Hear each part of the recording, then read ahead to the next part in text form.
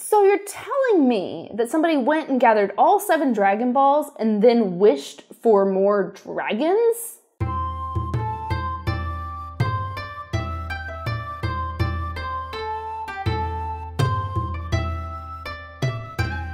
This is the game Tsuro of the Seas, a game for 2 to 8 players, and it's probably best at anything above 3, honestly. In this game, you're trying to be the last boat standing as you sail the Red Sea. I think that's what this thing is called, the Red Sea? The sea of sea-ness. It's full of dragons. It's bad sea. They're not dragons. They're daikaiju.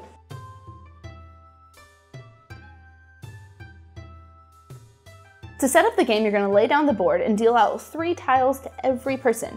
Then pick your color and place them on one of the dots in the board thing. Just place them somewhere. Before you can start your first turn, you're gonna have to lay down some dragons. Why do I always say dragons? It really should be daikaiju. Like, it's based upon Japan, and it should be daikaiju, which is a completely different kind of dragon than other things.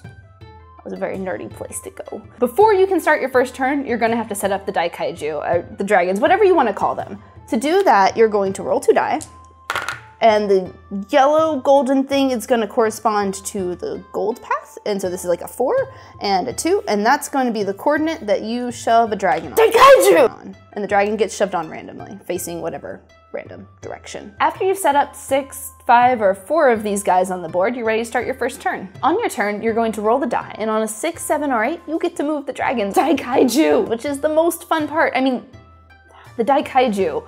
So what you'll do is you will, starting with the lowest number and going to the highest number, and if there is a tie starting with the gold one over the blue one, you will roll a die, and that will tell you how to move that one dragon. So if it's like a 2, and you just follow the 2 path, and you will do that for all the dragons in your space. If a dragon daikaiju comes across a tile or another player or falls off the edge of the board, either the dragon daikaiju dies or that tile dies. The dragon daikaiju always wins a fight, unless he falls off the edge of the world, and then he's dead. If at any point the dragon's daikaiju numbers fall down to below 3, then you're going to grab a new dragon, daikaiju, and randomly place them on the board like you did at the beginning of the game. Now that you've moved the dragons, daikaiju, you can place your wake tile. So you'll just place a tile in front of you, follow that path, and if you land at the edge of the board, you're dead, or if you land into the mouth of a dragon, daikaiju, you're dead, or even better, if you place a tile and that forces your opponent to fall off the edge of the board or into the mouth of a dragon, daikaiju! You then get to like switch out your tiles with any of their tiles because they're dead, so you get the chance to switch those out. Anything that you don't use goes to the bottom of the discard pile and you draw a new tile. Oh, okay.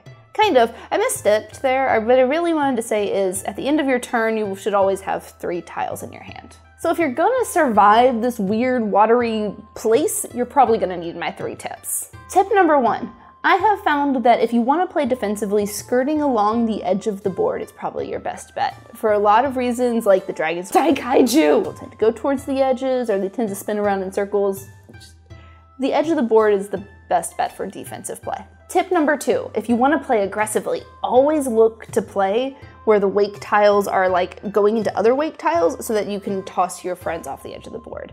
That is the most fun part of this game, and it's my favorite way to play. Tip number 3, sit down and just enjoy the chaos of this game. It's not meant to be a serious game, it's meant to be played in 15-20 minutes or so, and the dragons daikaiju help you do that. So enjoy it, it's chaotic, it's meant to be, have fun. So that's the game Tsuro of the Seas. What are your favorite 15-20 minute games that you play as palate cleansers between the big epic games of gaminess like Game of Thrones? I've seen so much of that in my comments recently. This is the Weirdlings, and we do this every week. We love to do board game stuff. I like to talk to you about board games. We have so much fun. Don't forget to like, share, and subscribe. We do this all the time. And then we also have awesome other people on the channel. If this is inspiring you to like some anime things, you should check out FemService, because FemService is always talking about the anime stuff, and that's what they do. And Shannon and Danielle have a ton of fun doing it. That's where I kind of got my Dragon Ball joke, just saying. Oh, you guys, can you give me a like cheesy, awesome outro?